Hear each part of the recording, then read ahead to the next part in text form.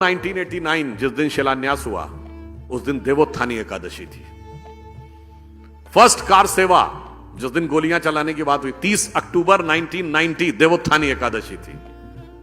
और 9 नवंबर 2019 जिस दिन कोर्ट का जजमेंट आया 8 और 9 नवंबर को देवोत्थानी एकादशी थी।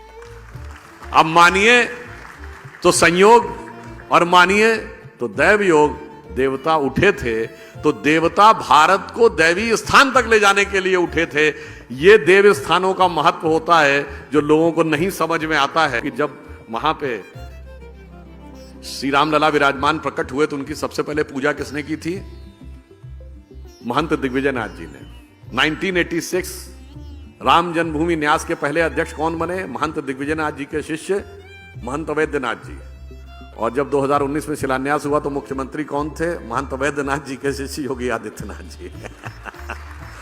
तो मैं इसलिए कह रहा हूं कि जो हमसे पूछते थे कि मंदिर वहीं बनाएंगे और तारीख नहीं बताएंगे, वो तारीख नहीं थी, भारत के काल चक्र में विकास की गति का संकेत था।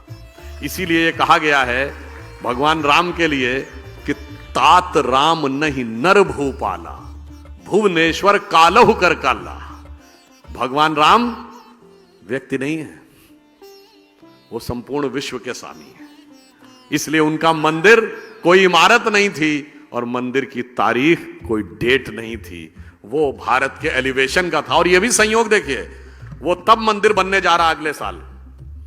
कब बनने जा रहा है? जब हम 5th लार्जेस्ट इकोनॉमी हो गए। और 5th लार्जेस्ट इकोनॉमी किसको हटा के हुए? ब्रिटेन को हटा के, जिसने हम पे हुकूमत की।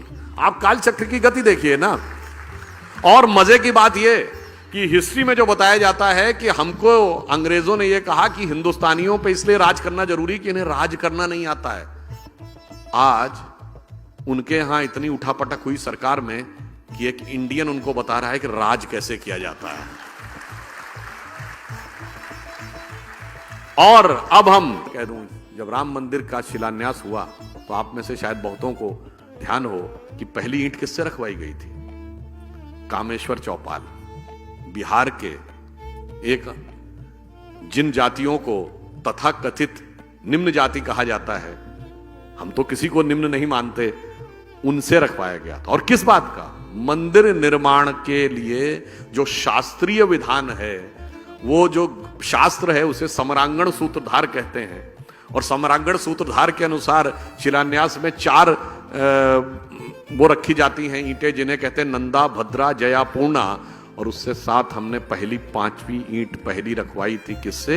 जिसे आज आप कहते हैं सो कॉल्ड लोअर कास्ट। तो दैट मीन्स कि वो पूरा किस ढंग से संयोग था। और यह भी एक संयोग मानिए कि भगवान राम के जमाने में क्या हुआ था? भगवान राम का सीधे राज्याभिषेक हो गया था क्या? नहीं, पहले वनवास हुआ था, फिर माता शबरी का सम्मान हुआ, फिर निषाद राज का राज्याभिषेक, फिर सुग्रीव का राज्याभिषेक, फिर राम का राज्याभिषेक। और आज संयोग देखिए कि जब राम मंदिर बन के तैयार हो रहा है, उससे पहले हमारे राष्ट्रपति श्री रामनाथ कोविंद थे और अब राष्ट्रपति श्रीमती द्रौपदी मुर्मू हैं, जो शेड्यूल्ड ट्राइब से भारत की पहली महिला है। तो मतलब आप समझ लीजिए, जो राम के काल में हुआ वही राम मंदिर के काल में हो रहा। तो अब सबको समझ जाना चाहिए कि मंदिरों का महत्व और मंदिरों की गति और राष्ट्र के साथ उनका तदात्म्य का संबंध, कभी कभी मंदिर को लेकर भय बहुत बनाया जाता है। जब राम मंदिर बन रहा था तो लोगों ने कहा अगर राम मंदिर जिस दिन बनने लगेगा